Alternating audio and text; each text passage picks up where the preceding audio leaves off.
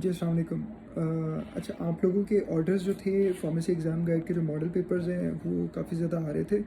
तो मैं आपको बता दूं कि कल परसों से इंशाल्लाह उसकी जो प्रिंटिंग है वो कंप्लीट हो चुकी हुई है ऑलमोस्ट, और कल परसों से वो ऑर्डर्स आपको डिस्पैच होना स्टार्ट हो जाएंगे। ठीक है, आप लोगों ने जो पेपर अटैम्प्ट करना है आपने पीपीएससी का, ये बहुत इंपॉर्टेंट होता है कि आप उसकी प्रैक्टिस करके जाएं। ठीक है, ये अराउंड 40 के करीब जो पेपर्स हैं, आपने कोशिश ये करनी है कि आप अपनी तैयारी जो भी कंटिन्यू रखें।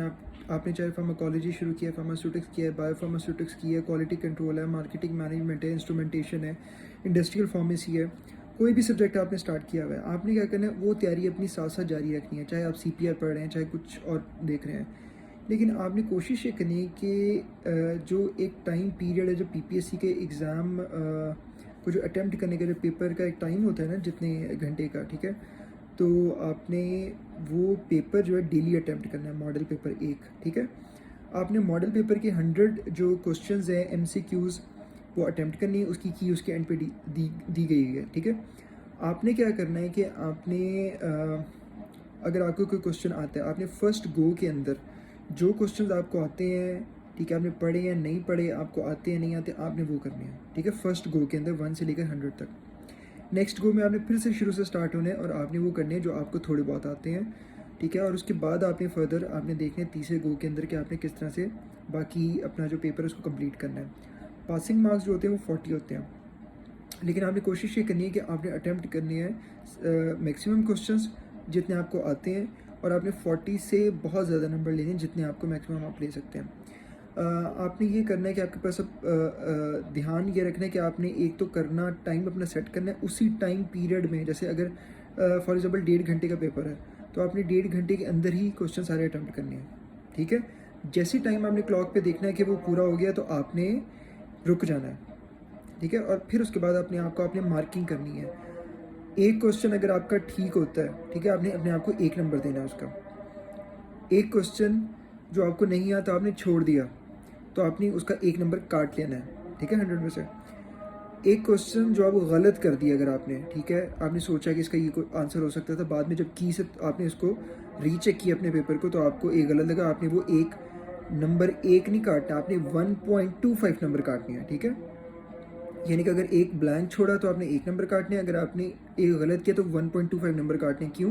क्योंकि 0.25 नंबर की नेगेटिव मार्किंग है।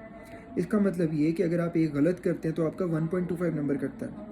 तो मॉडल पेपर में जब आपने पेपर अटैम्प्ट करना है तो उसके बाद आपने ये सेल्फ एवेलुएशन करनी है। एक ब्लैंक छोड़ने पे 1 नंबर काटना है, एक गलत करने पे 1.25 काटना है, एक करेक्ट करने पे आपने अपने आप को एक पूरा नंबर देना है। ठीक है, इस तरह से फिर आपने इवैल्यूएशन करनी है। आपने एक के बाद एक हर दिन एक मॉडल पेपर करने की कोशिश करें। ठीक है, आपकी इससे ये होगा कि जब आप 40 के करीब जब पेपर्स कर लेंगे, आपकी शुरू दिन की मार्किंग और बाद की मार्किंग को आपने कंपेयर करना है, और आपने ये देखना है कि आप हर आने वाले दिन के साथ आपकी सोचने की, समझने की, पेपर अटैम्प्ट करने की सलाहियत जो होगी वो बेहतर से बेहतर होती जाएगी। ठीक है, जब आप ज़ीरो यानी फर्स्ट पेपर पे आपने स्टार्ट किया और जब आप 40 के करीब पेपर पे पहुंचेंगे तो आप बहुत ज़्यादा आपके अंदर ट्रिमेंडस इंप्रूवमेंट होगी। क्या क्या इंप्रूवमेंट होगी?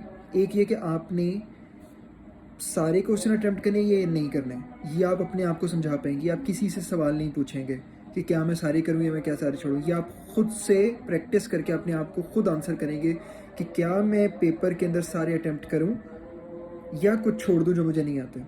पहली चीज़ का आंसर आपको मिल जाएगा। आपने ये किसी से नहीं पूछना। ठीक है, लोग कहेंगे कि कर लो, कुछ कहेंगे कि नहीं छोड़ दो। ये आंसर आपने खुद को देना है पूरे पेपर करके।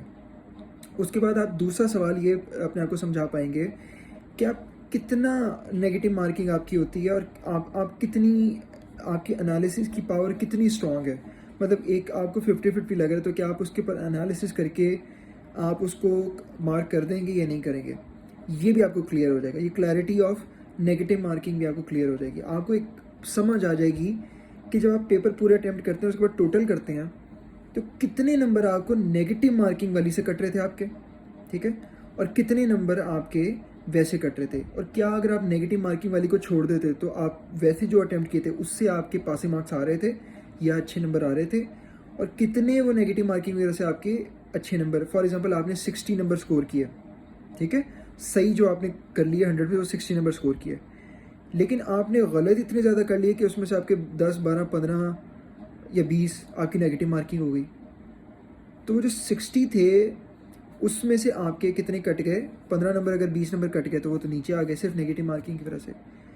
तो ये आंसर आप ख़ुद को समझा पाएंगे जब डेली आप पेपर प्रैक्टिस करेंगे, खुद को मार्किंग करेंगे, नेगेटिव मार्किंग, करेक्ट मार्किंग, जितने छोड़ेंगे उसकी मार्किंग, और आउट ऑफ 100 फिर देंगे आपके 40 आते हैं, 35 आते हैं, 60 आते हैं, 75 आते हैं। ये फिर आप एंड पे इवेलुएट कर पाएंगे। तीसरी इंपॉर्टेंट चीज़, टाइम मैनेजमेंट। टाइम मैनेजमेंट बहुत इंपॉर्टेंट है, ठीक है। जब आपने थोड़ी सी प्रैक्टिस की होती है तो आपको पता होता है कि आपने कितना आप टाइम मैनेज कर पाएंगे, ठीक है। आप एक गो के अंदर कर लेंगे सारे पेपर, या फिर आप 2 गो के अंदर करेंगे, 3 गो के अंदर करेंगे, तो ये टाइम मैनेजमेंट बहुत इंपॉर्टेंट चीज़ है। तो आपके जब 40 पेपर आप अटैम्प्ट कर लेंगे तो आपकी टाइम मैनेजमेंट स्किल जो होगी वो बहुत ज़्यादा इंप्रूव हो जाएगी, ठीक है। तो आपने टाइम मैनेजमेंट जो उसको भी केटर करना है। आपकी 40 जब पेपर कर लेंगे तो आपकी टाइम मैनेजमेंट जो होगी वो ठीक होगी जी। उस बंदे के मुकाबले में जो फर्स्ट टाइम पेपर के सेंटर में बैठा है, वो पहला पेपर अटैम्प्ट कर पीपीएससी का, उसके मुकाबले में 40 पेपर करके जाने वाले आप जो होंगे, मेरा मानना ये है कि आप इंशाल्लाह उनसे ज़्यादा आगे जो होंगे बहुत सारी चीज़ों में वो होंगे, जैसे टाइम मैनेजमेंट में, पेपर अटेम्प्टिंग स्कीम के उसमें हवाले से, उसके बाद बबल शीट को फिल करने के हवाले से, उसके नेगेटिव मार्किंग के हवाले से, लीव करना जो क्वेश्चन उसके हवाले से, और मतलब इन सारी चीज़ों में। और आपके अगर उनसे 4-5 नंबर सिर्फ इसी वजह से ज़्यादा आ जाते हैं कि आप ये टेक्निक्स को समझ कर प्रैक्टिस करके और मतलब ये आगे चले गए, तो आप एक नंबर से ऊपर नीचे हो जाती हैं लिस्ट पूरे पंजाब में। तो सोचें कि आप अगर 4-5 नंबर्स लेके अगर अपने आप को सिर्फ ट्रेन करके चले जाते हैं तो कितना आपको फ़ायदा होगा। ओ लेवल्स, ई लेवल्स की मैं मिसाल हमेशा देता हूँ कि उसमें हमें पेपर स्पेसिमेन की टेक्निक सिखाई जाती थी, हमें बताया जाता था आपने अटैम्प्ट कैसे करना है पेपर। और जब स्पेसिमेन के मुताबिक प्रैक्टिस के साथ जब पेपर अटैम्प्ट करते थे तो आपके ए ग्रेड्स आते हैं, और जब आप उसके मुताबिक नहीं करते तो आप सफ़र करते हो। तो मैं ये चाहता हूँ कि कोई लूप होल ना रहे। ये बहुत देर बाद ये सीट्स आई हैं, ठीक है, और ये अगर अभी भी लूप होल छोड़ दिया ना तो वो इशू होगा, ठीक है। आप ये ना देखें कि आप कहाँ से क्या तैयारी करें, बस ये देखें क्या आप अपने आप को धोखा तो नहीं दे रहे, क्या आप preparation just for the sake of satisfying your self तो नहीं कर रहे, क्या आप खुद को सेटिस्फाई करें मैं पढ़ रहा हूँ, अच्छा कुछ तो पढ़ रहा हूँ। तो प्लीज़ धोखा ना दीजिएगा, तैयारी कीजिएगा, और आपने डेली एक पेपर की प्रैक्टिस करनी है, ठीक है। और मैं आपको लिंक भी साथ नीचे दे देता हूँ डिस्क्रिप्शन में, जहाँ से आपने अगर ऑर्डर करना हो बुक को तो आप ऑर्डर कर सकते हैं, ठीक है। और कल परसों से इंशाल्लाह ये ऑर्डर्स जो होंगे डिस्पैचिंग स्टार्ट हो जाएगी, ठीक है। कोई सवाल हो आपका पेपर अटैम्प्ट करने के हवाले से तो मैं इंशाल्लाह अगली वीडियो में एड्रेस कर दूँगा। शुक्रिया।